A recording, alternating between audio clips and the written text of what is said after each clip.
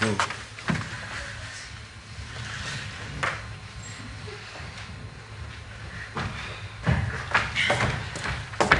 Tak prosím, kdo je poslední? No, asi já. Asi vy, dobře. S čím jdete? Já jdu na vyšetření. To jistě, ale s čím, pane? Jo, na kožní. Jistě, jste na kožním. A s čím jdete? Co vás trápí? Já právě jdu za panem doktorem. Ano, a s čím? Já mám přirození. Máte přirození? No to je snad dobře, ne? A co s ním máte? Mám ho červený. Máte ho červený, to byste ho chtěl mít snad zelený. Já jako myslím, že ho mám jako víc červený. Víc červený. A kde ho máte víc červený?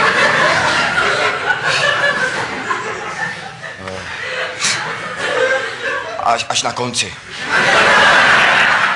Takže na žaludu. A svědí vás to? Svědí, no. Svědí na žaludu. Výtok je? Prosím. Výtok máte? Ano. Výborně. A jaké barvy? Pardon, nemá to takovou zelenkavou barvu?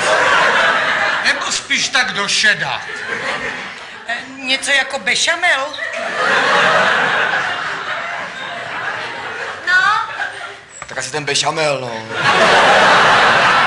helejte se, víte co? Posaďte se, ono bude asi nejlepší, když se na to podívá pan doktor, jo? To jsem si právě myslel, no.